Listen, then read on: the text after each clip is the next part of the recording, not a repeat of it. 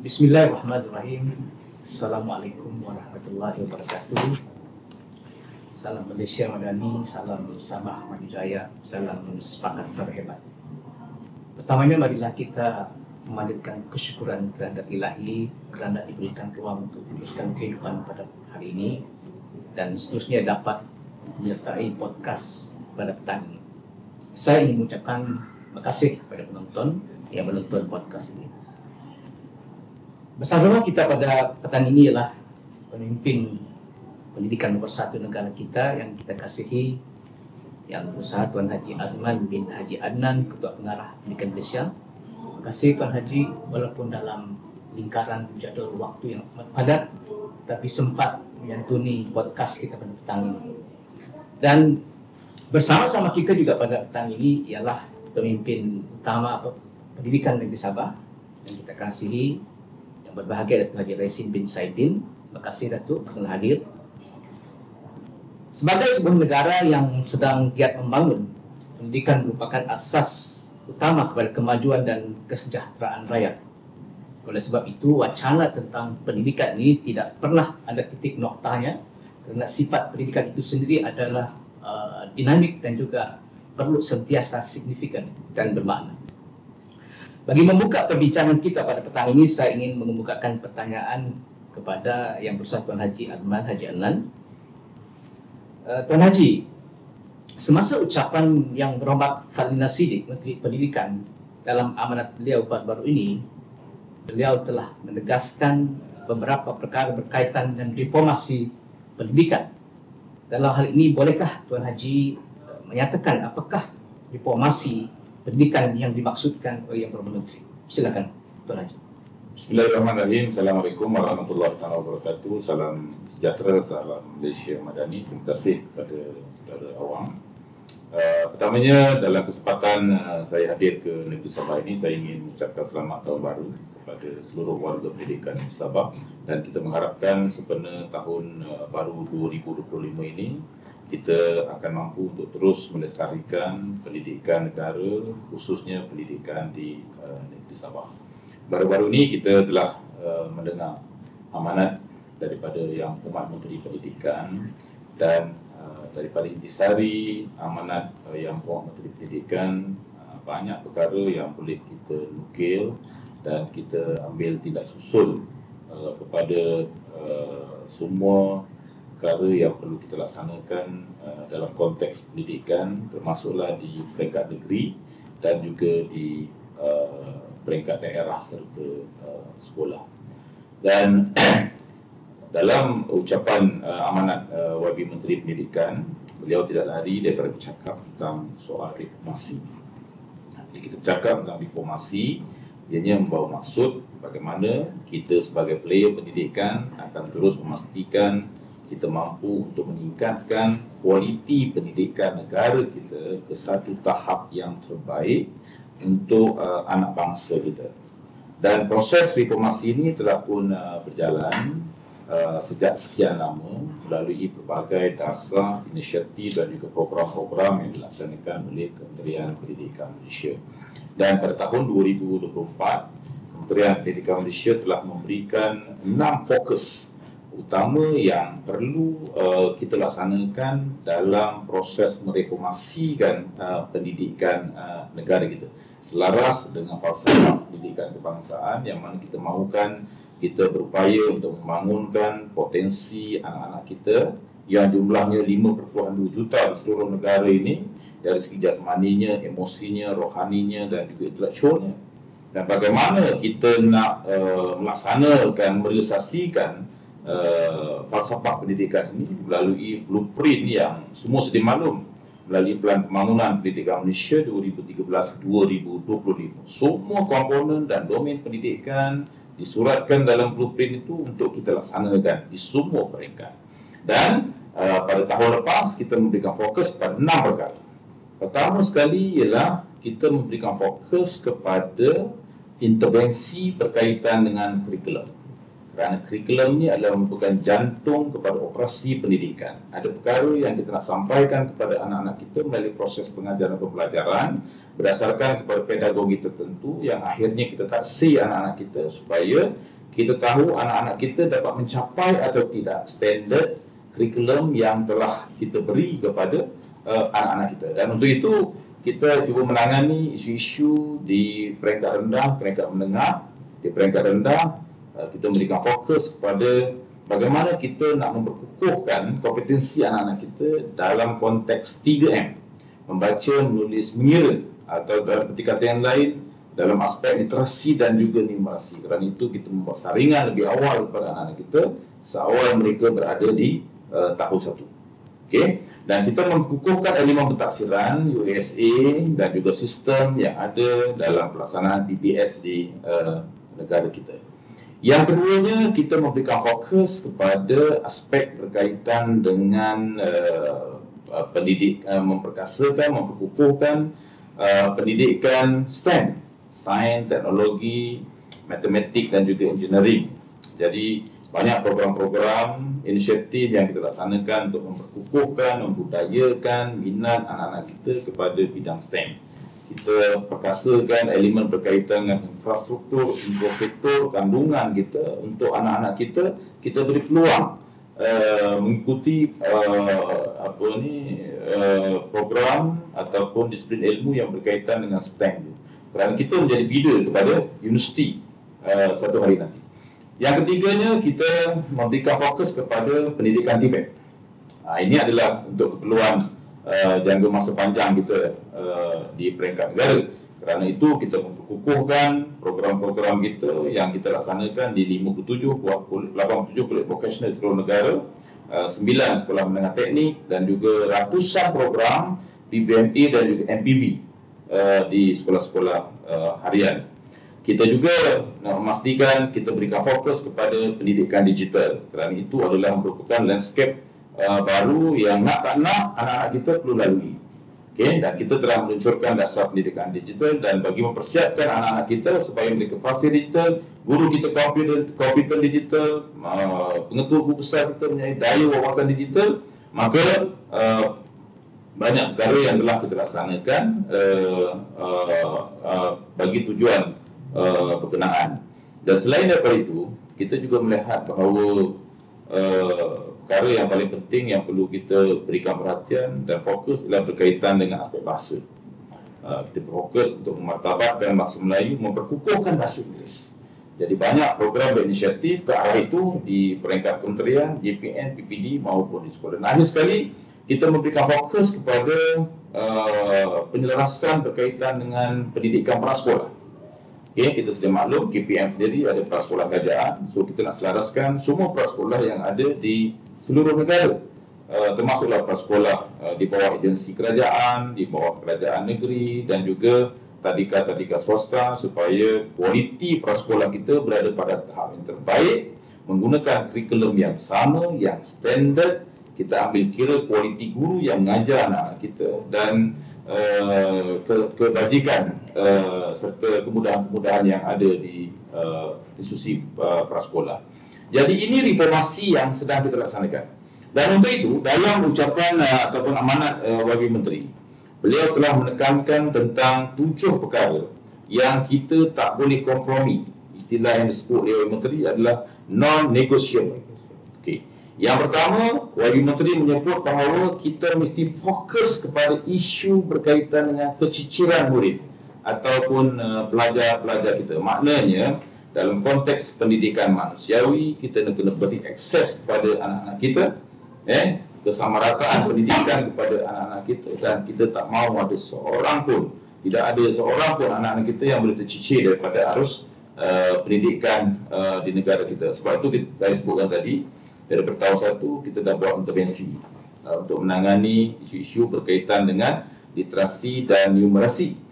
Dan kita dari masa ke semasa pun kita telah melaksanakan pelbagai program untuk memastikan keciciran yang melibatkan 2 perkara. Satu, keciciran sistem, murid yang keluar daripada sistem disebabkan mereka berhenti bekerja dan sebagainya, kita nak bawa semula ke dalam arus perdana. Yang keduanya ialah keciciran berkaitan dengan pembelajaran.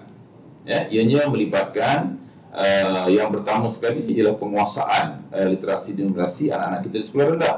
Yang kedua, untuk memastikan murid-murid setelah mereka berada di tingkatan 5 mengambil SPM, mereka mesti layak dapat sijil dalam peperiksaan SPM. So, proses untuk memperkukuhkan keciciran ini mesti berlaku dari masa ke semasa, dan untuk itu YB Menteri mencadangkan supaya kita menggunakan apa juga medium yang ada, buat intervensi yang awal. Sekiranya perlu menggunakan pendekatan-pendekatan teknologi, maka itu perlu kita buat, dan kita perlu juga melibatkan masyarakat. Itu non-negotiable yang pertama. Yang keduanya ialah berkaitan dengan kepimpinan, kerana kepimpinan inilah yang penting dan akan memastikan bahawa operasi sekolah ini akan dapat berjalan dengan lancar. Kerana itu, YB Menteri menyebutkan bahawa ada 4 prinsip kepimpinan. Yang pertama, sebagai pemimpin, mereka seharusnya memimpin subordinate yang ada di bawah kawalan mereka. Dan sebagai pemimpin, yang keduanya mesti memberi sokongan, support system kepada subordinate di bawah kawalan mereka. Dan yang ketiganya, sebagai pemimpin seharusnya sentiasa mewujudkan elemen-elemen membangunkan potensi subordinate yang di bawah kawalan mereka, dan sentiasa menonjolkan kelebihan-kelebihan yang ada dalam mana-mana institusi yang di bawah kawalan mereka. Jadi untuk itu, kepimpinan pendidikan madani ini perlu ditingkatkan dari masa ke semasa. Dan yang ketiganya, non-negotiable yang ketiga, YB Menteri menyebutkan berkaitan dengan reformasi sekolah. Ya, kalau kita nak memastikan reformasi pendidikan negara berjalan dengan lancar, maka ianya perlu bermula dengan sekolah. Jadi untuk itu maka semua pemimpin, termasuklah DPD, Pegawai Pendidikan Daerah, dan juga Jabatan Pendidikan Negeri, mesti melihat pelbagai kategori sekolah yang wujud di negara kita. Yang pertama sekali, kena lihat sekolah-sekolah fokus. Sekolah-sekolah fokus ini adalah sekolah-sekolah yang memerlukan sokongan yang sangat besar daripada semua pihak, khususnya dari pejabat pendidikan daerah. Okey, jadi untuk kita bangunkan sekolah fokus ini yang serba-serbi perlukan bantuan dan sokongan, maka kita perlu bagi keutamaan. Yang kedua ialah sekolah yang berada dalam kategori sekolah aspirasi. Di peringkat sederhana, kan, pencapaiannya pun cukup-cukup makan, stagnan, maka dia ada keupayaan tetapi perlu perkukuhkan. Dan yang ketiganya ialah sekolah-sekolah yang dalam kategori cemerlang, sekolah-sekolah berprestasi tinggi. Ini disebut sebagai sekolah inspirasi.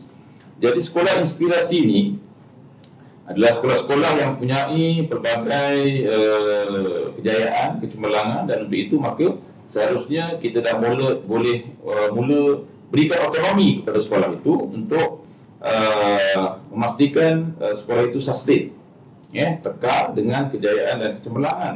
Dan seharusnya sekolah itu menjadi enabler kepada sekolah-sekolah lain yang ada di persekitaran mereka. Yang keempatnya ialah kita kena pastikan aspek kesejahteraan. Kesejahteraan murid, kesejahteraan guru, dan juga kesejahteraan pemimpin yang ada di institusi kita. Jadi untuk itu kita kena pastikan pelbagai kerana isu-isu yang berkaitan dengan bully contohnya, gangguan seksual contohnya, maka perlu kita urus dengan sebaik-baiknya. Beban kerja guru perlu juga kita lihat. YB Menteri apabila berada pada tahun pertama pentadbiran, beliau telah memberikan fokus kepada bagaimana 7 perkara yang perlu kita buat untuk meringankan beban guru. Ini yang perlu kita berikan perhatian. Begitu juga dengan aspek kebajikan, kesejahteraan anak-anak kita, termasuklah program rancangan makanan tambahan, dan juga kesejahteraan berkaitan dengan murid-murid kita dari segi emosi mereka. Yang itu perlu kita berikan perhatian. Yang kelimanya, YB Menteri memberi penekanan berkaitan dengan literasi numerasi. Okay, ini saya dah sebut sebentar tadi. Maka keperluan kita adalah untuk memastikan tidak ada seorang pun anak-anak kita yang tidak menguasai 3M apabila anak-anak kita masuk ke sekolah. Kerana kesannya sangat besar. Tahun pertama mereka tak dapat menguasai, maka ianya akan jadi beban kumulatif yang akhirnya akan memberikan kesukaran kepada proses pembelajaran anak-anak kita selanjutnya. Yang keenam ialah keperluan untuk kita memberikan fokus kepada aspek pentaksiran antarabangsa. Tim, PISA, CPLM yang disertai oleh anak-anak kita di peringkat antarabangsa. Kerana pencapaian anak-anak kita dalam ukuran antarabangsa ini akan menunjukkan kepada kita sejauh manakah kualiti pendidikan dalam sistem pendidikan negara kita.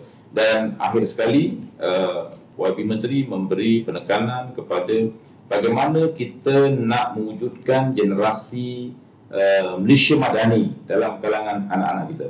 Maka keseluruhan 5.2 juta anak-anak kita di seluruh negara seharusnya kita bagi peluang sama rata untuk memastikan mereka menikmati peranan dan fungsi mereka sebagai warga negara yang ada semangat patriotism, cintakan negara dan sebagainya. So, bagaimana kita perlu melihat program-program yang boleh kita susun untuk memastikan kesamarataan kita bagi kepada anak-anak kita.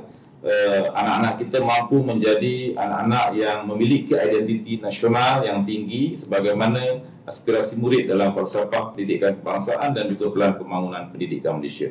Jadi itu antara gambaran reformasi yang sedang kita laksanakan dan harapan daripada YB Menteri berdasarkan keutamaan yang perlu kita beri untuk tahun 2025 ini yang tidak boleh kita kesampingkan sama sekali. Ianya menjadi satu kemestian yang perlu kita laksanakan oleh semua pemimpin di kementerian, di jabatan maupun di pejabat pendidikan daerah dan juga di sekolah. Terima kasih Tuan Haji. Saya ingin kembali kepada yang berbagi untuk pengarah. Banyak aspek alat tuju KPM ini telah ada dalam lanskap pendidikan negeri Sabah. Jadi bagaimana yang berbagai Datuk melihat lanskap ini dari sudut pandang negeri Sabah? Silakan. Terima kasih. Bismillahirrahmanirrahim. Assalamualaikum warahmatullahi wabarakatuh dan salam sejahtera, salam Malaysia Madani, salam Sabah Kepulauan Jaya. Hormati yang berbahagia Tuan Haji Azman bin Haji Adnan, Ketua Pengarah Pendidikan Malaysia.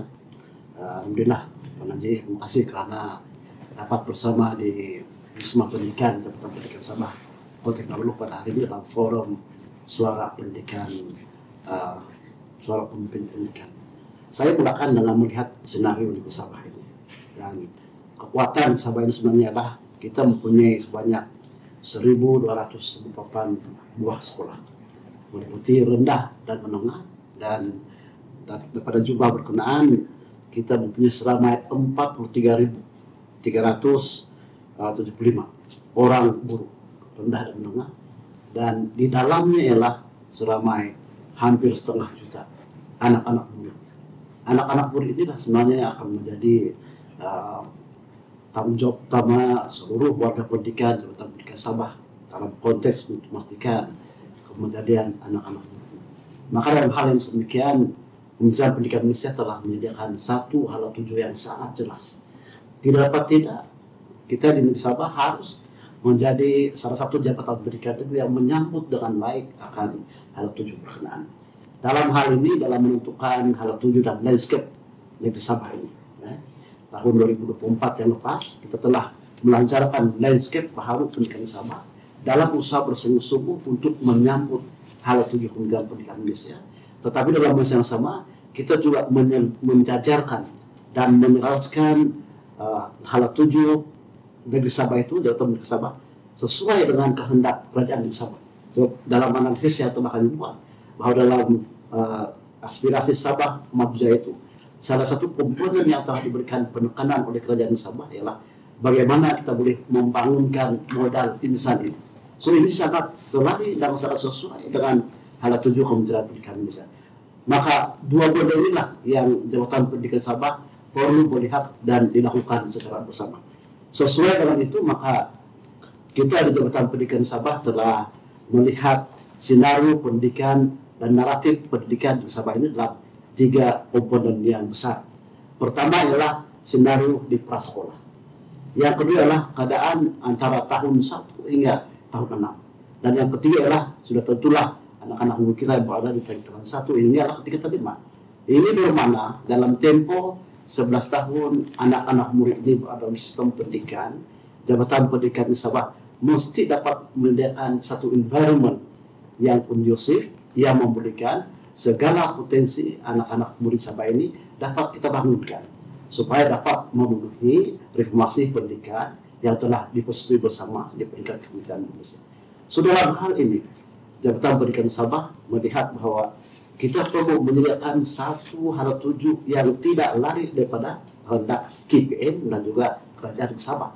Kenapa saya mainkan dengan Sabah? Karena kita telah memiliki data daripada Sekretariat Aspirasi Sabah Maju Jaya ini, didapati bahwa kumpulan miskin Tegar ini 40% data yang terdapat di Sabah daripada jumlah 7.000 keluarga miskin, 40% merupakan mereka yang tidak memiliki sijil peringkat SPM. So, Jabatan Pendidikan Sabah merasa bertanggung jawab. Di sebab itu dalam landscape pendidikan, saya mengajak seluruh warga pendidikan daripada sektor PPD sampai lepas sekolah sama-sama melihat bahwa dalam tempoh 11 tahun pendidikan yang formal ini, kita harus memastikan Jabatan Pendidikan Sabah mesti menjadi penyumbang kepada kejayaan hal tuju kementerian dan juga aspirasi Sabah Maju Jaya. Saya juga ingin mengungsikan dengan para pendengar berkali dan seluruh warga Jabatan Pendidikan di Sabah ini bahwa dalam usaha bersungguh-sungguh kita untuk memastikan kita menyambut hal tuju Kementerian Pendidikan Malaysia, kita telah menggariskan 9 objektif utama ataupun 9 isu utama yang kita lihat, kita bahaskan memang akan menyambut akan 7 teras dan 6 teras atau 5 teras kali ini dalam plan strategik Kementerian Pendidikan Malaysia 2024-2030 ada 5 teras yang telah disediakan. So dalam konteks ini Sabah, Jabatan Pendidikan Sabah telah menggariskan kepada 9 perkara. Dengan pertamanya mestilah bermula dengan quality academic delivery, sistem penyampaian akademik. Dalam sistem penyampaian yang berkesan ini, segala kehendak kurikulum akan bisa dapat disampaikan kepada murid-murid. Ini amat penting. So, guru ini kita lihat sangat penting peranan di Bidik Darjah supaya menggunakan peruntukan masa bagi setiap pelajaran dengan cara yang sangat maksimum. Yang kedua ialah kita juga memberikan perhatian kepada akses pendidikan yang berkualitas. Dalam hal ini sudah tentulah kita ingin melihat supaya semua murid bermula pada sekolah hinggalah kemenang itu meliputi pendidikan kerajaan dan swasta dapat meningkatkan kualiti pendidikan dan termasuklah murid-murid berkeperluan khas ini. Yang ketiganya adalah dalam kita merancangkan dan menggelorakan semangat dan minat anak-anak murid ini, kita perlu menanamkan satu sikap cintakan ilmu. Ini penting. Bila kita melaksanakan dan mewar-warkan akan budaya cintakan ilmu ini, salah satu elemen yang dapat kita pancarkan dalam sikap anak-anak murid ialah kehadiran ke sekolah. Bila anak-anak murid cintakan ilmu, sudah tentu institusi sekolah itulah yang menjadi bedung bagi mereka untuk mendapatkan ilmu. Maka ini telah memberikan pesan kepada peratus kehadiran anak-anak murid di sekolah. Sebab kita dapat memberikan satu keyakinan bukan saja kepada murid sendiri, malah ibu bapak bahwa sekolah itu merupakan tempat yang paling asas untuk mereka menimba ilmu. Maka hal yang sedemikian, budaya ciptakan ilmu itu perlu kita terapkan dan kita merasa sangat bangga sebenarnya karena dalam setiap kali perhimpunan bulanan dan ucapan-ucapan yang berhormat Menteri Pendidikan, beliau sering mengungsikan tentang pengalaman-pengalaman pembacaan beliau yang menggambarkan bahwa ilmu itu memang suatu yang boleh membawa pada satu status kedudukan seorang insan itu. So dalam hal ini juga kita tidak lupa kepada perkembangan semasa. Dalam plan strategik Kementerian Pendidikan Malaysia, kita memberikan penekanan kepada pendidikan digital. Jabatan Pendidikan Sabah juga telah memberikan penumpuan kepada generasi fasih digital. Dalam hal ini, kita coba membangunkan satu generasi fasih digital dengan mengupayakan pendidik yang mampu mengintegrasikan elemen teknologi digital dalam proses pengajaran dan pembelajaran mereka. Memang banyak cabaran, tapi cabaran itu bukan kita jadikan sebagai satu alasan untuk membantutkan dan menghalang penyampaian ilmu kepada anak-anak murid kita. kita berusaha untuk memastikan satu proses penyediaan peralatan ICT dan infrastruktur rangkaian bagi meningkatkan penguasaan digital dalam kalangan warga sekolah. Dan Jabatan Pendidikan di Sabah, kita di Sabah tidak duduk bersendirian dalam hal ini karena banyak pihak rakan-rakan strategik yang sentiasa menghulurkan bantuan kepada kita, khususnya pada anak-anak murid yang berkeperluan, bagi membolehkan anak-anak murid ini tidak ketinggalan dalam sistem pendidikan kita. Minggu lepas pun satu majelis penyerahan bantuan berhenti kepada anak-anak murid yang sendiri yang telah dihadiri sendiri yang berbahagia Tuan Haji KPPM yang melibatkan selama 1.833 anak murid kumpulan B40 yang memerlukan kemudahan ini. Dan saya yakin dengan pelibatan beberapa pihak, kita menggerakkan anjakan ke-9 Plan Pembangunan Pendidikan Malaysia, itu melibatkan pihak swasta dalam merancangkan pendidikan di negeri Sabah khususnya.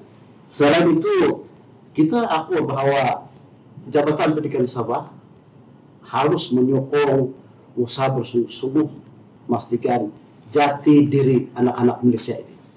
Dan salah satu mekanisme untuk mengukur mereka ialah melalui sistem pentaksiran dan pemeriksaan, termasuklah TIMS dan PISA. So dalam hal ini kita ingin memastikan supaya tidak berlaku sebarang kecacatan dalam pelaksanaan taksiran dan pemeriksaan, sebab ini akan memberikan gambaran kepada dunia tentang anak-anak murid kita. Sebetulnya kita bersungguh-sungguh bahwa keputusan dalam pemeriksaan SPM, STPM adalah satu gambaran tentang tingginya nilai integriti dan juga tentang ketepatan, kesahihan penilaian yang dibuat oleh negara kita ini.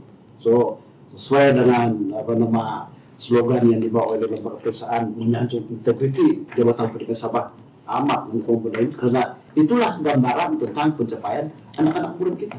Kalau sekiranya keputusan pemeriksaan SPM, STPM dipersoalkan oleh dunia, maka ini akan memberikan satu pesan yang tidak baik kepada image sistem pendidikan di negara kita. Dalam hal ini, untuk menyambut apa yang dinamakan reformasi pendidikan KPM itu, kita memerlukan warga yang berkualiti, yang mempunyai integriti, inovasi, dan berbudaya saing. Ini ada kaitan dengan tata kelola pengurusan pendidikan itu sendiri.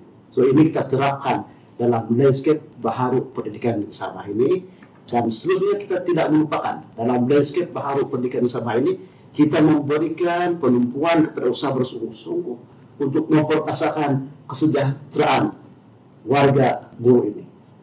Dan dalam tindakan awal kita tahun lepas, kita telah berjaya menyaring sebenarnya dengan menggunakan satu instrumen yang dikeluarkan oleh bahagian psychology counseling yang melibatkan hampir 30.000 guru kita, dan kita meletakkan di mana sebenarnya tahap kesetaraan guru-guru berkenan. Saya coba menyukat akan keberkesanan instrumen berkenaan dengan melihat kepada pencapaian sekolah itu dalam berbagai aspek. Misalnya bagaimana mereka ini melibatkan diri dan juga mengurus pentaksiran berasaskan sekolah dengan bersungguh-sungguh.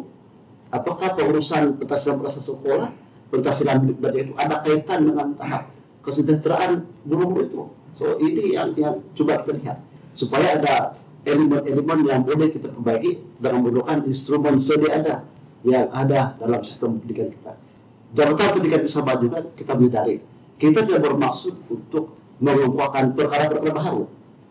Nah, setelah kita coba melihat apakah program-program ataupun instrumen-instrumen tertentu yang telah sedia ada dalam sistem kita yang boleh digunakan dalam kita melihat perkembangan guru-guru kita. So ini tidak ada isu kepada di Sabah karena kita fahamkan inilah instrumen yang boleh dipakai dalam mengukur tahap kesejahteraan guru-guru kita ini. Okay? So kita bersama dengan bagian psikologi dan counseling. Kita juga memberikan aspek dalam pengurusan keuangan. Kita maklum bahwa kita masih lagi memerlukan satu peruntukan yang besar untuk mengurus isu-isu sekolah daif di Sabah. Ya juga menjadi salah satu perkara dalam 7 nabi keunggulan Kementerian Pendidikan Malaysia. Dia memberikan fokus kepada sekolah-sekolah daif Sabah dan Sarawak itu.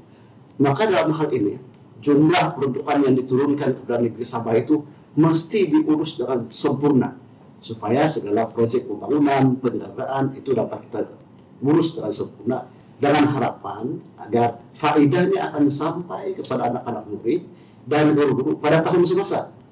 Ini penting. Apabila peruntukan itu diturunkan pada tahun semasa, sudah tentulah kita mengurus sebaik mungkin keuangan berkenaan. Dan alhamdulillah pada tahun 2024 suka saya maklumkan bahwa kita telah pun membelanjakan 100% peruntukan berkenaan. Cuma ya sekarang ialah saya terdorong untuk way forward melihat sejauh mana penggunaan segala peruntukan berkenaan itu telah dapat mengubah tingkah laku dan sikap anak-anak kita. Ini sebenarnya penting. Nilai tambah itu.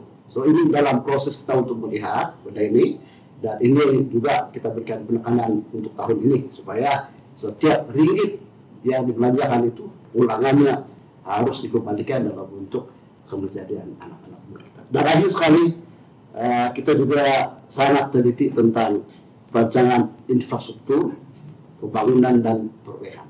Sini kita memberikan penekanan kepada proses tata kelola yang mantap.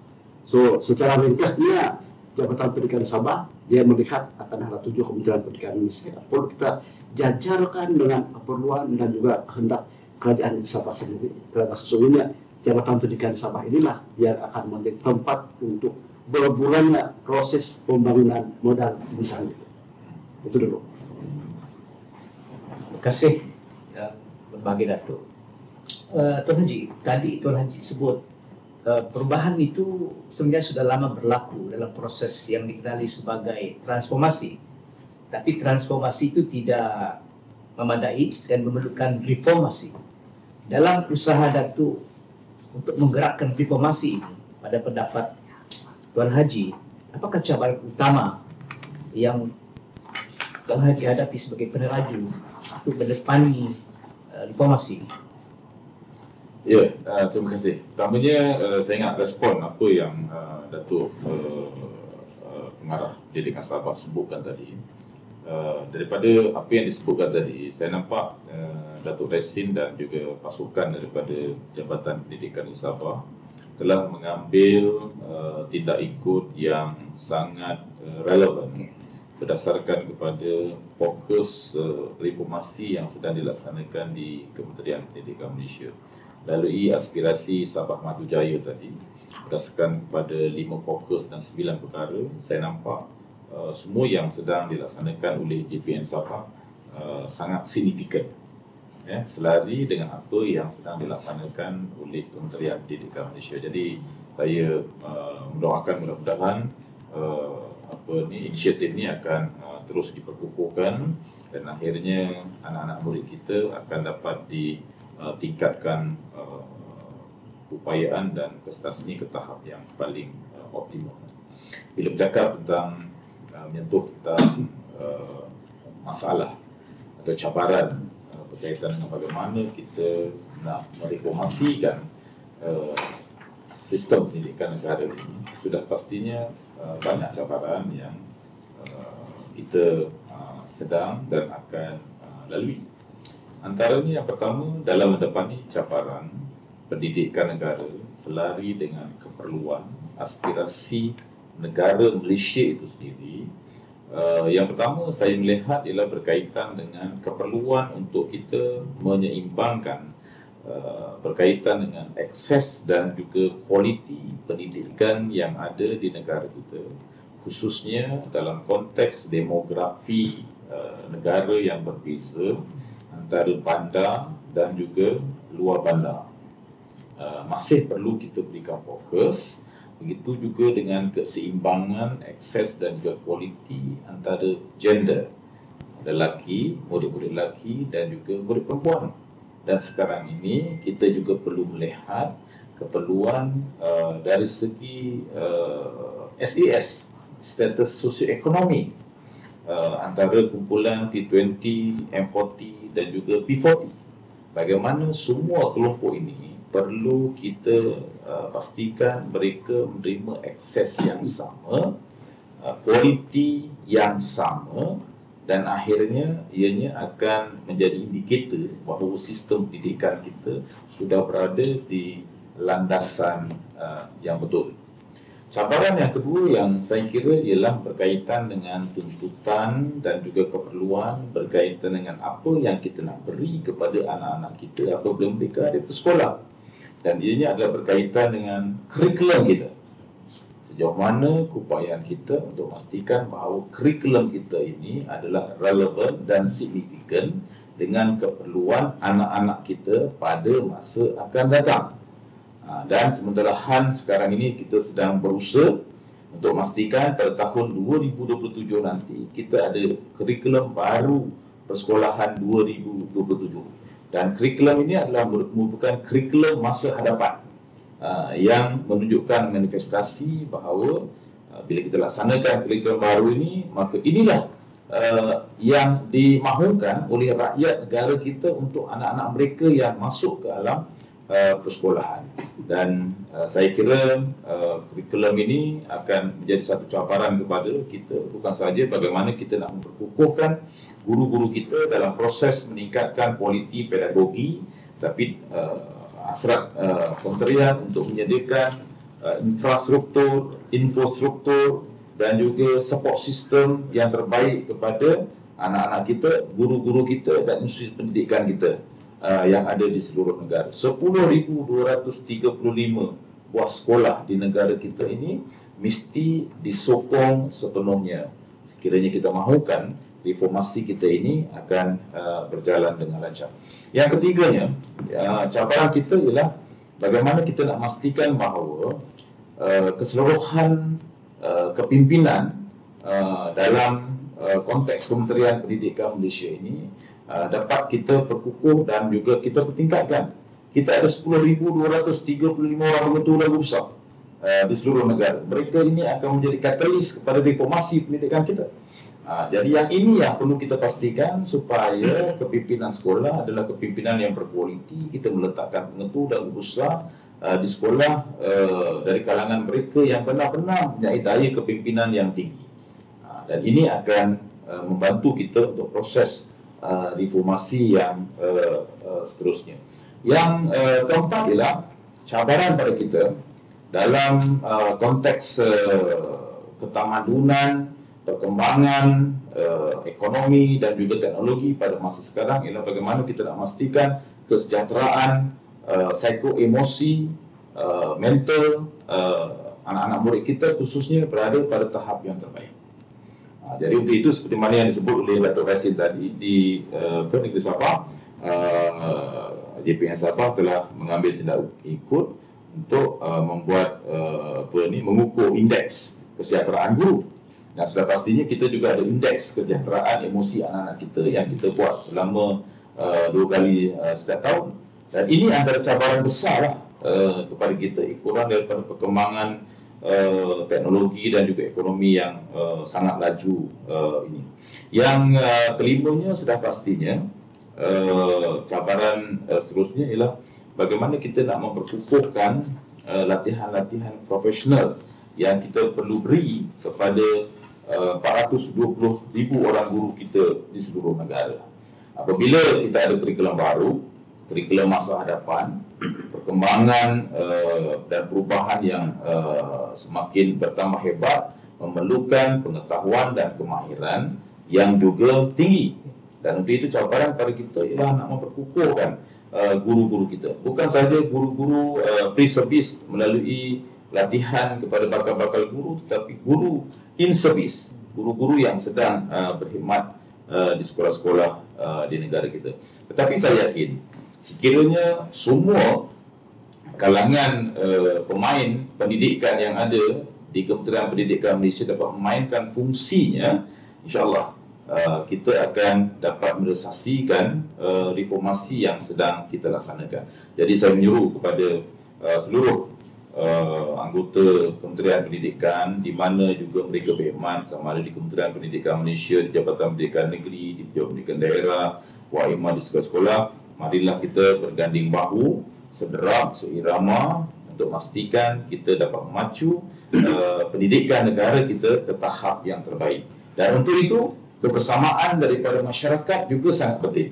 penglibatan daripada komuniti, daripada ibu bapa, penjaga, stakeholders yang melibatkan pemain industri dan juga swasta juga sangat diperlukan untuk kita mempercepatkan proses reformasi kita, insyaAllah. Terima kasih, Tuan Haji.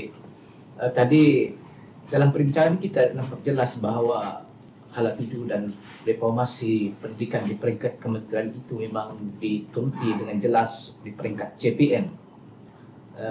Cuma di peringkat pelaksanaan di lapangan mungkin dalam konteks Sabahan dengan geografinya itu yang berbagai Datuk dapat mengenal pasti isu-isu di lapangan. Jadi apa pendapat Datuk isu-isu yang mungkin dalam konteks Sabahan itu yang perlu ditangani di peringkat JPN? Terima kasih. Saya naris pun sedikit mengkaran pemikiran kepada yang berbahagia Tuan JPN berkaitan dengan isu kepimpinan. Kita ada lebih 10.000 sekolah di Malaysia dan sudah tentunya 10.000 juga lah pemimpin dalam kalangan pengetahuan besar yang punya berbagai kompetensi.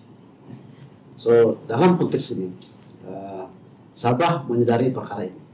Sebab itulah dalam landscape baru pendidikan di Sabah ini, salah satu inisiatif yang kita perkenalkan ialah kita membuat satu kajian impak, melaksanakan satu kajian impak bagi menilai implikasi penempatan guru besar baharu dan pengetahuan baharu dalam tempoh tertentu. Yang ini kita mulakan, saya mengambil satu titik tolak sebenarnya apabila saya menjadi pengarah pendidikan pada tahun 2003. Saya mulakan dengan membuat kajian impak pada pengetahuan besar yang dilatih dalam tempoh bermula dari saya menjadi pengarah. Maksudnya kita perlu ada satu titik lah, satu titik untuk memulakannya. Dan itu memang kita teruskan dan dapatan itu telah dibentangkan, tapi tidak perlu saya uraikan lanjut di sini. Sabah, kalau kembali pada soalan saudara moderator tadi, saya kembali pada cabaran fisikal. Saya menyebut pajak cabaran fisikal, tapi kita perlu positif melihat benda itu. Sabah di dalam begitu banyak sesuatu, lebih 76% adalah sekolah yang terletak di kawasan luar bandar. 959 sekolah rendah terletak di luar bandar. Yang luar bandar ini pun boleh didefinisikan dalam berbagai bentuk. Sekolah-sekolah yang terletak di pulau, sekolah-sekolah yang terletak di P3, P2, P1, sekolah-sekolah yang terletak yang dipisahkan dengan darat dan sebagainya, dan ada 157 sekolah menengah yang terletak di luar bandar. Cabaran geografi itu saya meyakinkan pemimpin-pemimpin sekolah, para PPD dan pegawai-pegawai JPN bahwa kita akan menerima seadanya keadaan itu. Kita tidak lagi sehingga pada suatu ketika mengatakan inilah cabaran kita. Tak boleh. Kita mesti menoktakan satu pemikiran bahwa itu menghambat kemajuan pendidikan di negeri Sabah. Tidak mungkin kita memindahkan sekolah itu ke bandar, tidak mungkin. Tetapi isunya sekarang ialah bagaimana kita boleh menyesuaikan diri kita sebagai pemimpin dan guru-guru di situ untuk memastikan segala hasrat Kementerian Pendidikan di situ sampai. Ini cabaran yang dari dahulu hingga sekarang berlaku. Tapi Kementerian Pendidikan Indonesia tidak pernah membiarkan kita sedemikian. Kerajaan federal tidak pernah membiarkan ini berlaku karena telah diletakkan dalam 7 nadi teras keunggulan KPM. Perkara ke-6 kalau tak silap saya, berkaitan dengan sekolah-sekolah daib Sabah dan Sarawak. So ada perkara-perkara yang tidak boleh difikir berterusan oleh kita di Sabah ini, sebab ada pihak lain yang bertanggung jawab untuk menyelesaikan. Dan saya melihat bahwa cahaya itu nampak karena dari masa ke masa peruntukan diturunkan kepada Jabatan Pendidikan Sabah melalui 3 agensi, Kementerian Pendidikan Malaysia sendiri, JKR Sabah, dan JKR Malaysia, bagi menangani isu-isu sekolah daib tadi. Kita ada 600 lebih sekolah daib. Dan sejak 2017 ada 300 lebih yang telah dikenal pasti untuk diperbaiki. Alhamdulillah Tuan Haji, kita telah pun menyiapkan 220 daripada 300 lebih itu. 222 ini merupakan satu pencapaian yang baik pada saya. Yang selainnya itu dalam proses untuk diselenggarkan dan sebagainya, walaupun ada halangan-halangan tertentu. Tapi halangan itu saya kata seharusnya bukan dijadikan oleh Jabatan Pendidikan Sabah dan seluruh warganya bagi memastikan ataupun anak-anak itu ketinggalan. Bukan. Sudah tidak, masanya kita coba mencari ide-ide lain. Dengan keadaan seperti itu, ini sebenarnya pemikiran yang saya coba tanamkan pada peringkat ini. Dalam landscape hal pendidikan Sabah, bukan kita bersetuju dan rela dengan keadaan itu, tetapi kita mesti bergerak. Kita mesti bergerak dengan berani dan yakin. Dan keyakinan ini karena apabila kita bersama dalam tahun 2024 mengisytiharkan 7 deklarasi landscape bahwa pendidikan di Sabah ini, saya meletakkan yang pertama, yaitu meletakkan Penprota Kepala 5. Kenapa saya memilih Kepala 5? Pada masa itu, orang katakan kepada saya, pengarah Sabah ini exit oriented. Kenapa meletakkan ini? Saya mempunyai alasan. Alasan pertama ialah selepas 11 tahun anak-anak murid ini dalam sistem pendidikan kita, apa yang mereka bawa keluar dari sistem pendidikan kita? Sudah tentulah sijil. Dan dapat sijil, kita coba baiki pencapaiannya, lulus semua mata pelajaran. Lulus itu pelajaran, kita nak baiki lagi, coba semua mata pelajaran. So, sudah tiba masanya, tiada benda lagi nak tunggu, dah 11 tahun. 11 tahun.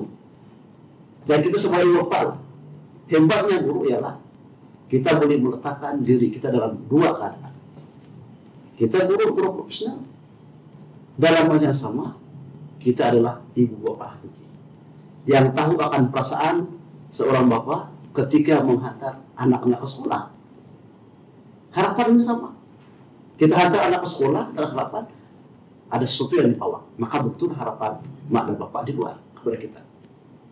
Maka cabaran untuk mengubah cara fikir itu merupakan satu cabaran yang besar. Tapi kita tidak berhenti.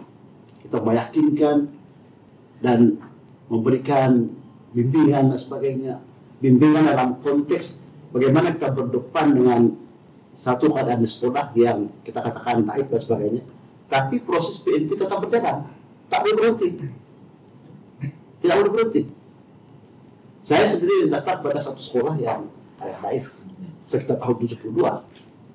Tapi alhamdulillah ada kesadaran bahwa itu bukanlah untuk segala-galanya. Ada elemen-elemen lain yang boleh membawa kejayaan, maka alhamdulillah kita berada pada kedudukan sekarang. Karena kesadaran itu ada unsur-unsur lain yang boleh mempengaruhi kebahagiaan anak-anak ini. Kembali kepada kenapa 11 tahun dan kita nak mengubah Kepala 5 itu. Ini perlu saya jelaskan. Sabah ini satu-satunya negeri yang masih lagi Kepala 5. 15 negeri semuanya sudah pun mencecah Kepala 4 dalam pencapaian SPN mereka. Bagaimana mungkin modal insan yang dilahirkan oleh sistem pendidikan negara ini yang berada di Jabatan Sabah itu mampu bersaing dengan rekan-rekan seluruh negara? Kalau sekali masih pencapaian peratannya 5, bagaimana mungkin? Dan kita juga sangat rasa bertanggung jawab kepada UNS. UNS memerlukan anak-anak keluaran Jabatan Pendidikan Sabah yang boleh memenuhi kursi-kursi untuk belajar di situ. Ini tanggung jawab yang besar. Kita amat gembira pada perjuangan untuk mendapatkan sebuah menara tadi ke Sabah berlaku. Tapi Jabatan Pendidikan Sabah harus sadar bahwa kita lah fida kepada dia serupalah anak dunia. Dahulu apabila murid-murid tahun 6 masuk ke tingkatan 1, kita katakan kenapa berani tampil belajar, tampil baca dan sebagainya. So saya pun memikirkan, saya meletakkan diri Jabatan Pendidikan dalam pendudukan DMS sampai bila lah Jabatan Pendidikan Sabah ini mampu untuk memenuhi program itu. Nah, ini tanggung jawab yang perlu kita pikul. Dengan beraninya kita perlu menerima hakikat ini. Betul kan? Dengan beraninya kita perlu menerima hakikat ini. Setelah itu dalam STEM misalnya, apabila Universitas Sabah memerlukan setiap hot pengambilan 500 orang yang mengambil matematika bahan masuk aliran itu, Sabah Jabatan Pendidikan Sabah sebenarnya masih belum mampu untuk mengisi tempat itu. Disebabkan oleh tak berani step tadi. Tadi yang berharga Tuhan itu ada menyebutkan step. Itu beda. So itu aspek yang menjadi cabaran kepada kita. Tapi cabaran itu kita coba cari ruang supaya menjadi satu peluang. Ya, satu peluang. Tapi cabaran yang paling utama pada saya adalah bagaimana kita memastikan segala dasar program Kementerian Pendidikan itu sampaikan. Itu cabaran besar. Itulah cabaran sebenarnya. Apabila setiap kali Menteri Pendidikan, KPPM sendiri bercakap tentang HALO 7 Kementerian Pendidikan Indonesia, saya selalu memikirkan apakah cara yang cepat dan berkesan supaya segera dipahami oleh seluruh pemimpin pendidikan di Sabah, disampaikan kepada guru dan diterjemahkan dalam bentuk kemenjadian anak-anak murid. Itu pengukurannya. Dan setelah lagi sukatan selalu Tuan Haji katakan pada kita ya, di sini aspek peningkatan kualiti pengusaha sekolah. Dua-duanya. Kalau sekiranya sekolah dapat diurus dengan baik, ya, maka sudah tentulah harus diterjemahkan dalam bentuk kemenjadian anak-anak. Saya mengambil ini cabaran yang paling besar. Ya. Sebab pendidikan ini sangat dinamik. Keadaan dunia global memaksa, memaksa Kementerian Pendidikan Indonesia dan pemikir-pemikir di kementerian untuk menyesuaikan keadaan dunia ini, menyesuaikan keadaan pendidikan selari dengan kehendak global supaya anak-anak kita ini tidak ketinggalan. AI itu contohnya, itu contoh, contoh yang paling mudah. Sabah tidak boleh ketinggalan dalam hal ini. Saya bercakap dalam konteks negeri Sabah. So kita mengenal pasti cabaran berkenan, maka kita perlu datang dengan intervensi yang sesuai. Dan inilah juga yang kita sedang usahakan di Jabatan Pendidikan Sabah, mengkombring segala tenaga 14 sektor, 24 PPD, dari kekuatan pengetahuan besar. Dan salah satu elemen yang sangat penting adalah kita mesti dapat mewujudkan satu jaringan supervision yang mantap. Jaringan supervision yang sangat mantap dalam kalangan kita. Terima kasih Yang Datuk. Tuan Haji, sebelum ini kita Kementerian Pendidikan, saya pun terasa juga, Tuan Haji, bila masyarakat luar mendesak KPM untuk mengembalikan UPSR, P3 dan sebagainya. Jadi Tuan Haji boleh jelaskan mengapa perlunya pentaksiran berdasarkan sekolah ini? Okey, ini satu soalan yang baik. Antara isu yang sering diperkatakan pada masa sekarang, dan isu pentaksiran ini sebenarnya sangat signifikan kepada masyarakat, dan kementerian komited untuk memastikan bahawa kita dapat menoktahkan isu-isu berkaitan dengan pentaksiran ini. Seperti mana yang Datuk sebut tadi, pendidikan ini dinamik, sentiasa berubah dari masa ke semasa berdasarkan kepada keperluan, tuntutan dan apa yang sebenarnya anak-anak kita perlu perolehi. Itu satu. Yang keduanya, di Malaysia ini, yang saya sebutkan tadi, teras utama, aspirasi utama kita nak membangunkan pendidikan adalah berdasarkan kepada falsafah pendidikan kebangsaan. Kita nak bangunkan anak-anak kita secara seimbang, secara menyeluruh, dari segi jasmaninya, emosinya, rohaninya dengan juga intelektualnya. Dan untuk itu maka pentaksiran juga seharusnya menuju ke arah itu. Okey, senario sebelum ini pentaksiran kita adalah orientasinya ialah peperiksaan. Itu telah disebutkan oleh Datuk Faisin tadi. Daripada prasekolah sampailah tingkatan 5, maka orientasi kita ialah kita nak menguji keupayaan kognitif anak-anak kita saja berdasarkan kepada peperiksaan yang kita sajikan kepada mereka. Sedangkan seharusnya bila kita nak mentaksi anak-anak kita ini, ianya seharusnya melibatkan soal kognitif, afektif dan juga psikomotor. Barulah ianya seimbang. Dan inilah juga perubahan yang sedang berlaku di peringkat dunia. Di banyak negara di dunia, negara-negara maju, negara serantau, mereka telah berubah kepada apa yang disebut sebagai pentaksiran berasaskan kepada perkembangan. Jadi kita nak memperkembangkan potensi, keupayaan dan pencapaian anak-anak kita melalui proses pengajaran dan pembelajaran. Dan semua itu maka pentaksiran juga seharusnya berubah. Dan untuk itu konsep exam oriented itu sudah lama berlalu. Dulu kita ada penilaian nasional di peringkat sekolah rendah UPSR. Kemudian di peringkat menengah rendah ada SRP. Lepas tu ada pentaksiran tingkatan 3. Lepas tu yang akhir sekali ialah peperiksaan sijil pelajaran Malaysia. Jadi apabila kita dah berubah kepada pentaksiran berasaskan sekolah, yang konsepnya adalah kita nak menilai anak-anak kita secara menyeluruh ataupun holistik ni, maka KPM pakar dengan keputusan untuk kita tidak mengembalikan UPSR dan PD3, tetapi kita memberikan fokus kepada PBS. Dan PBS ini bukan baru. PBS ini sudah kita laksanakan sejak tahun 2011 lagi sampailah sekarang. Jadi untuk itu kalau boleh saya memberikan sedikit gambaran bahawa PBS ini adalah pentaksiran yang menyeluruh sifatnya. Pertamanya, ianya terbahagi kepada 2. Satu ialah pentaksiran yang berasaskan kepada akademik. Yang kedua ialah pentaksiran yang berasaskan bukan akademik. Pentaksiran yang bersifat akademik itu ialah pentaksiran bilik darjah. Pentaksiran yang kita taksir anak kita secara berterusan di dalam bilik darjah. Itu disebut sebagai pentaksiran bilik darjah ataupun PPD.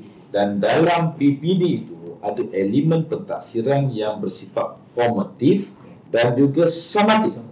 Dan yang summatif inilah yang kita uji kognitif anak-anak kita 100%. 100% menguji keupayaan kognitif.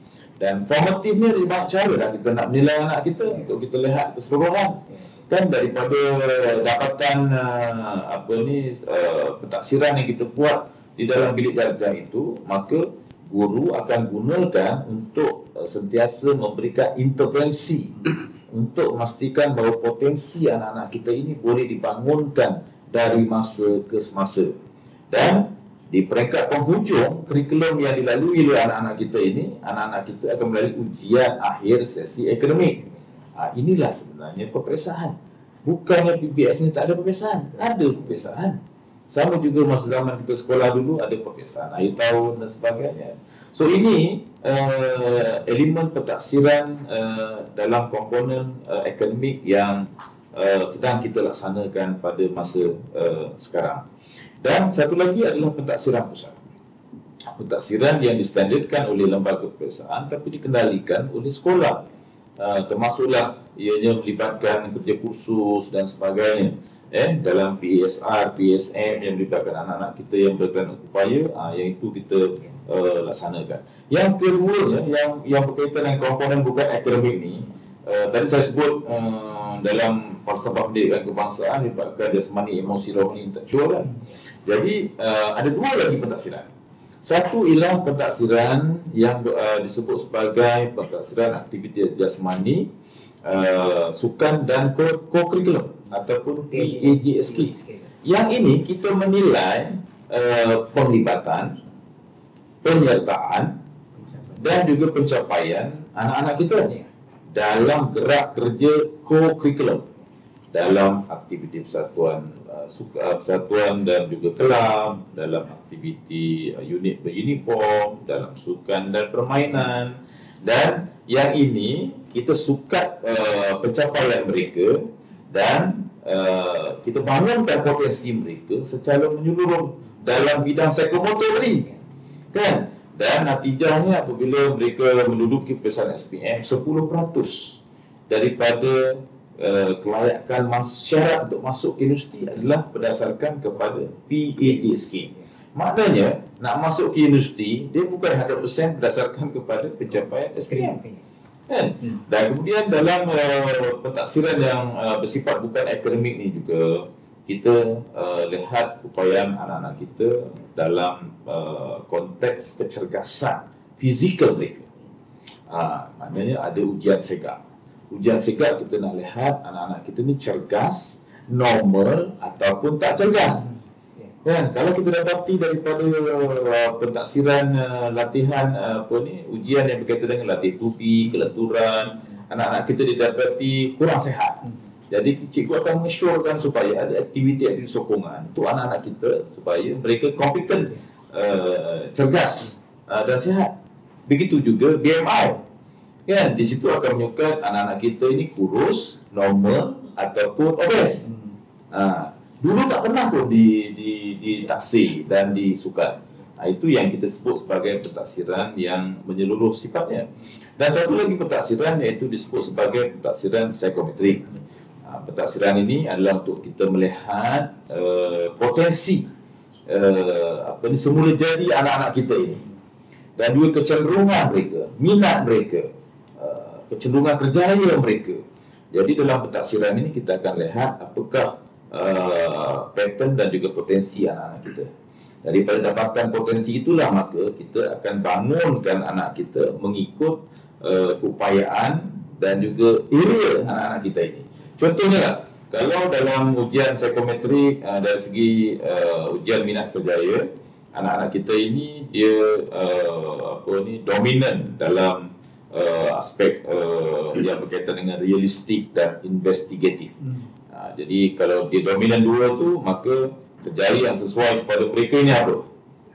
Jurutera, penyelidik dan sebagainya. Jadi dari situ kita akan nampak potensinya dan guru-guru, ibu bapa ada ruang dan peluang untuk menyalurkan potensi anak-anak mereka ke bidang yang sesuai dengan anak-anak mereka.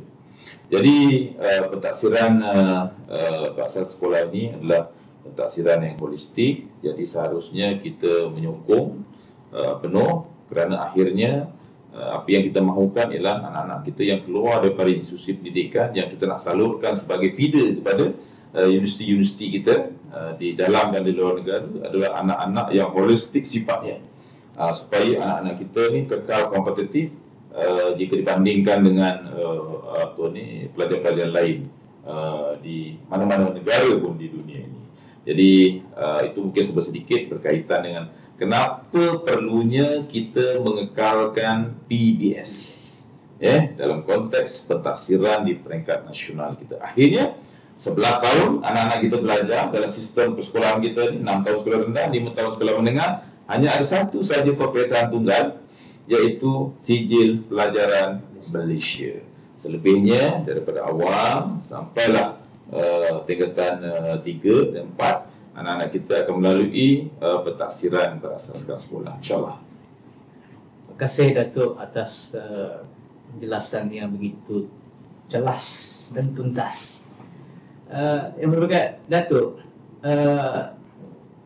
bagaimana kita di peringkat JPN merealisasikan seperti yang Tuan Haji sebut tadi di peringkat KPM, kita telah menjelaskan maklumat ini di peringkat lapangan. Jadi di peringkat kita di Sabah, bagaimana kita harus menjelmakan agar pemahaman ini tidak lebih tinggi dan jelas dan tidak berlaku salah faham. Terima kasih. Kami pengarah negeri seluruh Malaysia sebenarnya amat bersyukur karena Kementerian Pendidikan Malaysia di bawah Rajo yang berbahagia KPM telah mengadakan satu musyawarah yang telah kami hadiri pada 20 bulan Januari 2025 yang telah dihadiri semua pengarah Jabatan Pendidikan Negeri dan focal person PBS seluruh negeri dan wakil-wakil berbahagia. So, dalam surat berkenaan kita telah diberikan suatu penjelasan yang memang jelas tentang pentingnya pelaksanaan PBS ini dan ditabik urus dengan sebaik mungkin. Maka saya selaku salah seorang pengarah Jabatan Pendidikan Negeri harus dan bertanggung jawab untuk memastikan saranan-saranan dan putusan-putusan dalam sesi debat urus berkenaan dilaksanakan bersama. Pertamanya ialah kita perlu melihat sebenarnya di negeri Sabah ini. Saya telah mengadakan perbincangan dengan sampai kembali pada musim kenan saya telah memanggil pegawai pada sektor pelajaran dan juga SPS melihat apakah ada satu gambaran sekarang ini di Sabah tentang tahap pemahaman pemimpin sekolah, guru besar, orang tua tentang PBS ini. Kita perlu bermula dengan data berkenaan. Ini sangat penting. Selepas itu boleh memberikan gambaran pula tentang sejauh mana pengetahuan peserta tadi menyebarluaskan tentang kepentingan PBS dan pelaksanaan yang berkesan di peringkat sekolah masing-masing. Ke depan kita akan melakukan masalah ini dengan semua sektor. Dan setelah mendapat data berkenaan, kita akan menganalisis data berkenaan supaya data berkenaan akan menjadi panduan kepada kita untuk melaksanakan intervensi yang lebih sesuai. Ini penting, ya.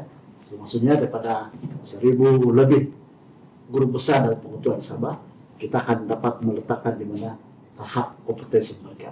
Ya. Penting, ya. Termasuklah kumpulan MLT dan SLT berkenaan. Ya. Itu memang betul. Yang akan menentukan tujuh sebuah sekolah ialah pemimpin itu. Kalau sebenarnya pengetahuan guru besar itu sendiri dalam keadaan kabur ataupun tidak jelas tentang pelaksanaan PBS ini, maka sudah tentulah sukar untuk seorang itu memimpin sekolah berkenaan. So ini langkah pertama yang segera kita perlu buat. Dia perlu ada satu angka yang menjadi titik tolak kita. Yang keduanya adalah selepas itu kita akan memastikan dalam kalangan pemimpin-pemimpin pengetahuan besar tadi, siapa di kalangan mereka yang boleh menjadi juru cakap di daerah berkenaan untuk mewar-warkan dan memberikan penjelasan lanjut tentang pelaksanaan PBS itu sendiri. Dan dalam hal demikian kita akan melihat bagaimana setiap pemimpin sekolah itu menguasai kompeten tentang hal-hal yang berkaitan dengan pelaksanaan PBS dan PBD itu sendiri. Ini penting. Dan kita telah diingatkan, pengarah-pengarah jabatan pendidikan ini sebenarnya telah pun diingatkan untuk melihat di mana tahap kemampuan kita untuk bercakap tentang PBS. So kita menyambut perkara itu, dan selain itu kita juga akan mengepasti. Kita akan mengepasti, sebenarnya telah pun mengepasti. Ada data dalam kalangan guru-guru kita yang mengajar, ada yang memang mau bercakap tentang PBS. Yang kita istilahkan mereka ini adalah duta-duta PBS. Setiap daerah dan setiap sekolah. Kalau sekiranya ada town hall yang mungkin diadakan di peringkat negeri, mereka lah yang akan menjadi juru cakap. Jangan perkataan ada kumpulan yang menjadi influencer ataupun pempengaruh. Ini penting, ya, pempengaruh. So, kita lihat bahwa pemahaman ini sebenarnya semakin ramai bapak yang paham tentang PBS. Ya. Di Sabah sebenarnya pun kalau tengok data-data yang kita lihat daripada maklumat yang diterima, tidak banyak orang yang mempersoalkan tentang pelaksanaan PBS itu. Cumanya ialah dari segi bagaimana pengoperasian PBS itu sendiri. Tapi kita di peringkat jabatan pendidikan di Sabah ada dua kementerian, kita telah menyadari bahwa salah satu elemen yang Bapak ini kurang setuju ialah tentang tafsiran tahap 1 hingga tahap 6 itu, yang barangkali di peringkat guru itu sendiri tidak berupaya ataupun tidak memberikan penjelasan sepenuhnya tentang elemen-elemen yang perlu diberikan penerangan kepada Bapak apabila Bapak itu datang ke sekolah untuk menerima pelaporan PBS itu sendiri atau PBS itu sendiri. So ini unsur-unsur yang perlu diperbaiki. Selain itu sebenarnya jabatan pendidikan di Sabah telah melihat data-data yang lepas tentang pegawai-pegawai yang telah diberikan latihan dan pembugaran berkaitan dengan pelaksanaan PBS. Kita dapati bahwa dalam kalangan pegawai-pegawai SIC Plus dan SIP Plus yang menjadi pembimbing peringkat sekolah itu telah pun kita berikan pendedahan. Misalnya untuk latihan kepada pegawai-pegawai SIC Plus seramai 146 orang pegawai SIC Plus sebenarnya telah pun diberikan pendedahan kepada unsur-unsur komponen-komponen PBS, dan kita telah melihat bahwa pegawai-pegawai SIC Plus dan SIP Plus itu perlu mahir bercakap tentang PBS ini apabila memberikan bimbingan kepada guru-guru di sekolah. So ini telah kita berikan pendedahan. Demikian juga kepada guru-guru sekolah rendah tahap 2 dan menengah rendah, kita telah memberikan latihan, dan kita mempunyai seramai 33 orang juru latih utama negeri menengah dan rendah yang boleh kita lantik dan minta untuk menjadi duta jurucakap kepada PBS, ya, dan kita juga punya seramai 384 juru latih utama daerah. Yang tadi itu ialah untuk menengah. Sekarang kita ada daerah. Kita cuma ada 24 daerah di seluruh Sabah, tetapi kita mempunyai seramai 384 juru latih utama daerah. Kita akan menggerakkan ke semua juru latih ini supaya melaksanakan satu penataran dan pembugaran semula berkaitan dengan PBS, supaya akhirnya sekolah-sekolah ini akan lebih pahamlah. Dan kita juga mempunyai seramai 196 juru latih daerah di sekolah rendah, dan mereka ini bergerak melatih di sekolah masing-masing ataupun daerah masing-masing.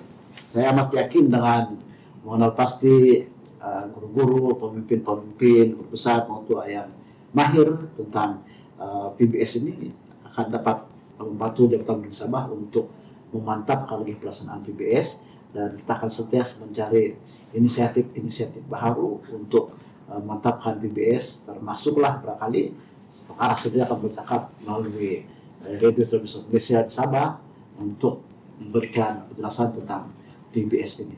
Tapi elemen-elemen yang seharusnya terdapat dalam PBS itu pada saya berlaku di bilik darjah, cuma kesedaran untuk membuat satu pelaporan yang benar-benar mantap itu ya barangkali kita boleh berikan perhatian supaya ibu bapak lebih yakin tentang cara pelaporan dan penyampaian maklumat pencapaian anak-anak mereka. Terima kasih. Terima kasih Datuk.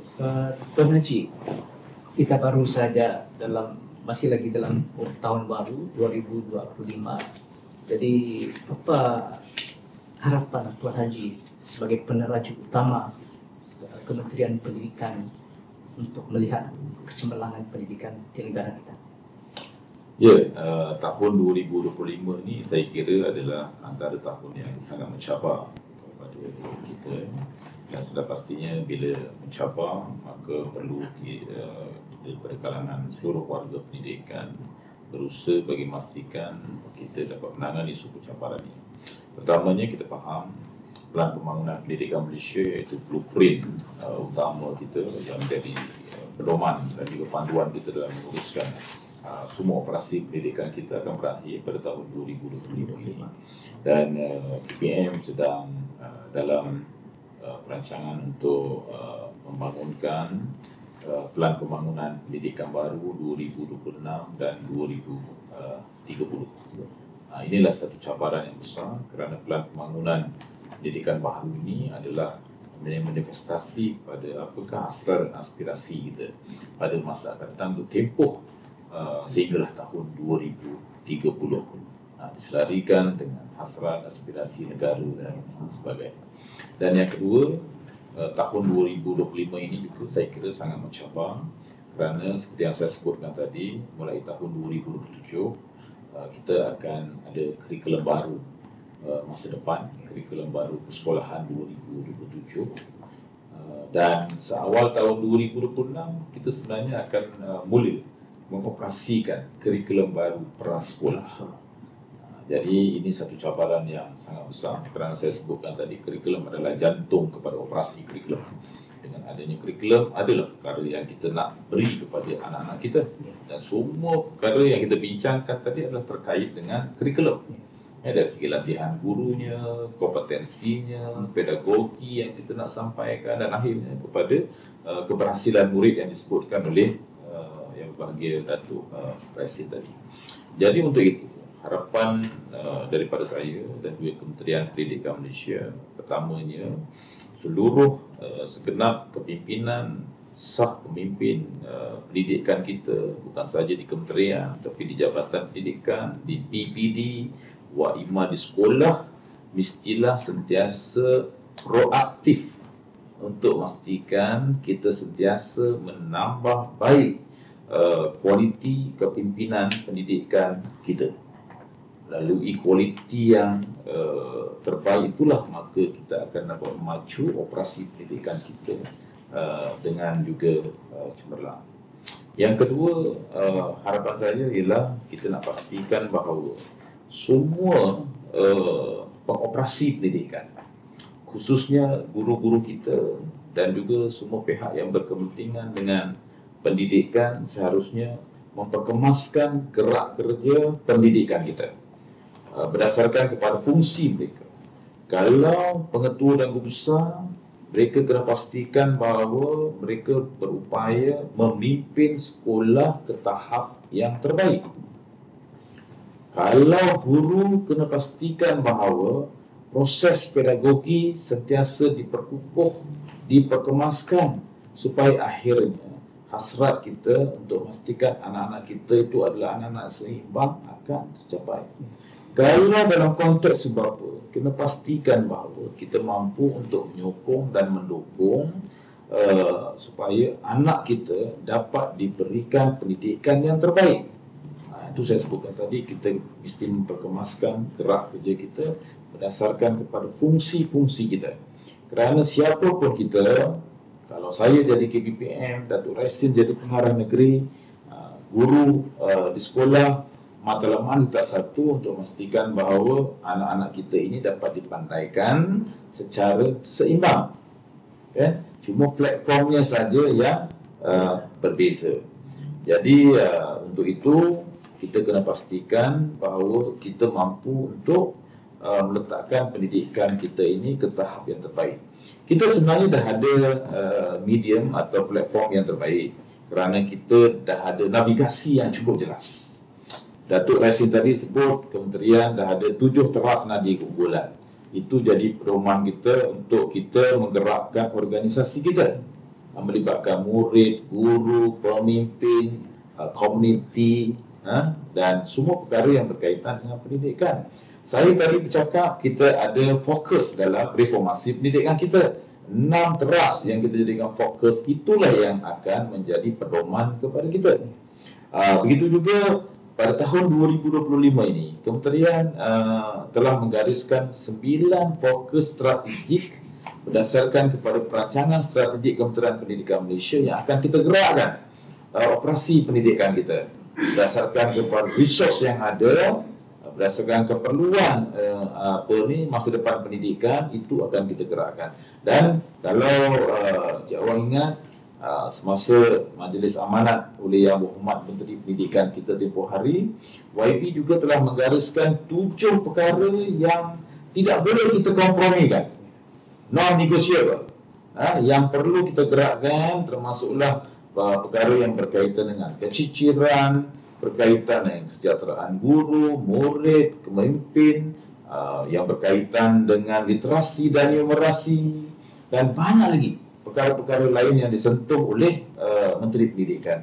Jadi harapan saya, navigasi dah ada, so kita gerakkan navigasi kita ini ke tahap yang terbaik supaya insya-Allah tahun 2025 ini akan menjanjikan yang terbaik, kejayaan yang lebih gemilang kepada Kementerian Pendidikan Malaysia, khususnya untuk kita mengangkat keupayaan dan pencapaian anak-anak kita ke tahap yang gemilang, insya-Allah.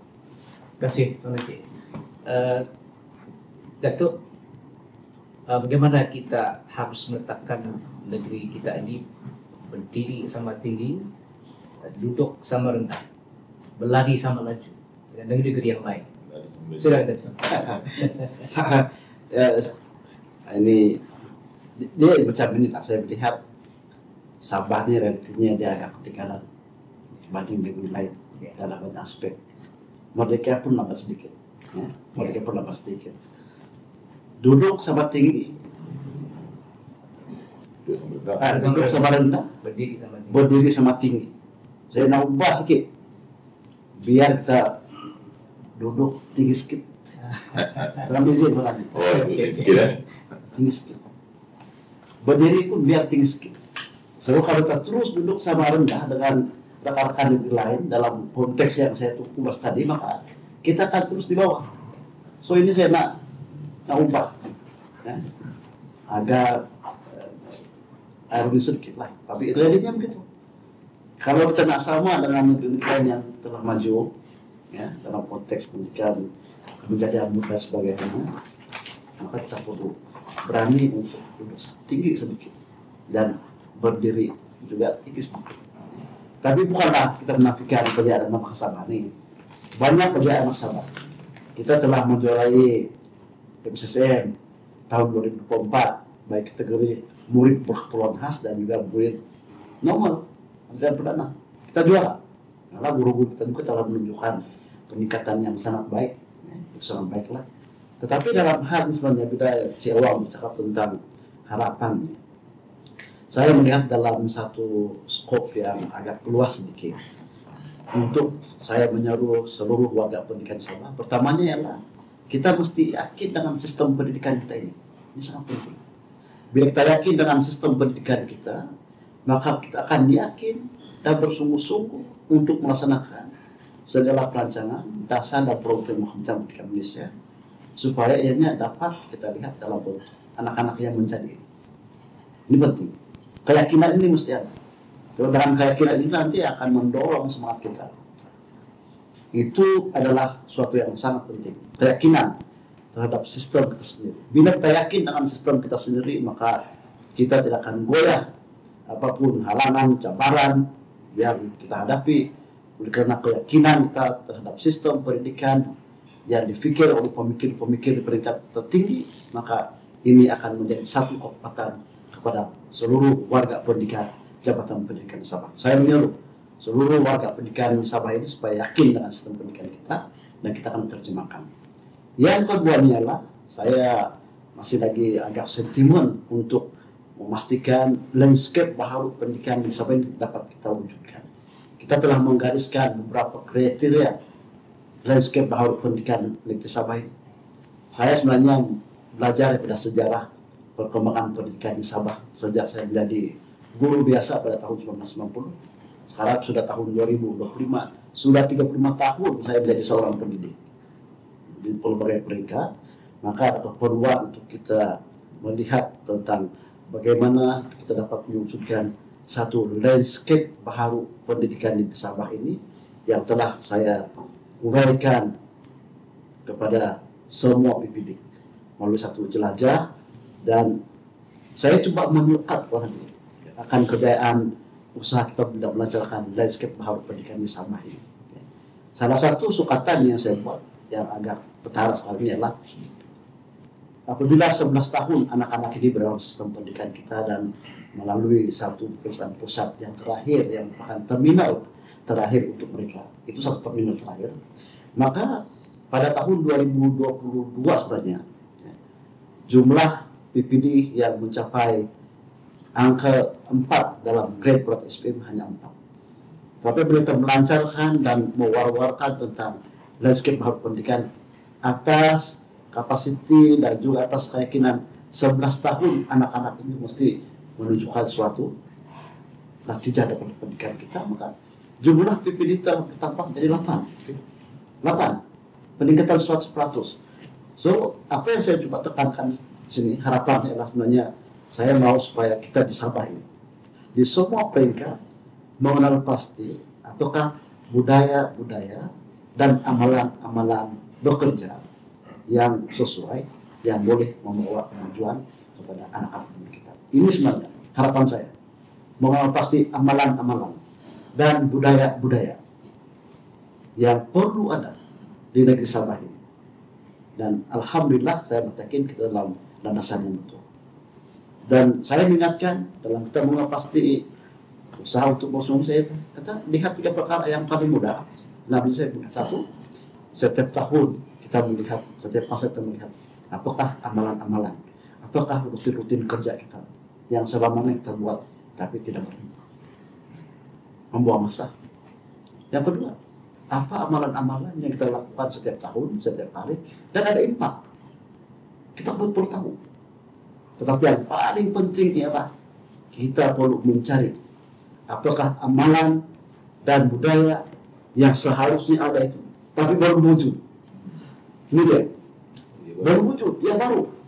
Dan ini memang sesuai dengan hendak Kementerian Pendidikan Indonesia, melahirkan pemimpin-pemimpin anak-anak murid yang sentiasa berpikir dan kreatif. Sebab itulah dalam kita memaju pendidikan di Sabah ini, saya menggesa semua warga pendidikan di beberapa peringkat supaya sentiasa berpikir setiap hari. Saya kata sekurang-kurangnya satu hari itu fikir 3 perkara. 3 perkara untuk tujuan kemajuan. 3 perkara. So kalau sekiranya setiap orang 43.000 orang ini setiasa berpikir 3 perkara untuk tujuan penambahbaikan, cobalah bayangkan kalau sekiranya 365 hari seorang berpikir 3 perkara, darablah dengan 3 itu berapa banyak dosa yang dia pikirkan. Dan saya amat yakin dalam ratusan atau ribuan perkara yang dipikir itu mesti ada sesuatu yang sesuai untuk kemajuan anak-anak Sabah, dan dalam konteks yang lebih besar ada perkara yang mungkin sesuai untuk membawa negara Malaysia itu pada tahap pendudukan yang tinggi yang kita harapkan dalam pendidikan, dan kesemuanya itu akhirnya kita tumpahkan dalam bentuk kejadian anak-anak muda kita. Itulah insyaallah. So, terima kasih ya Tuan Moderator VPD Tuaran yang telah mengendalikan sesi dengan sempurna saya Tuan Haji.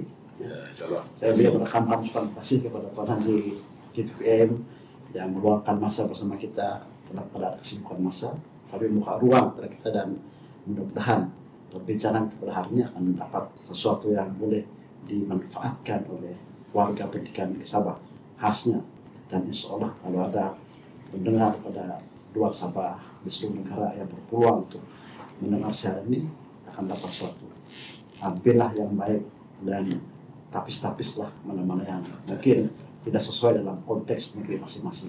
Insyaallah. Terima kasih yang berbagi Datuk. Dalam perbincangan ini, apa yang kita dapat rumuskan, Kementerian Pendidikan Malaysia di bawah Raju Tuan Haji telah menggariskan reformasi penyampaian pendidikan yang tidak mesti disampaikan, mesti dilaksanakan, dan mesti dicapai.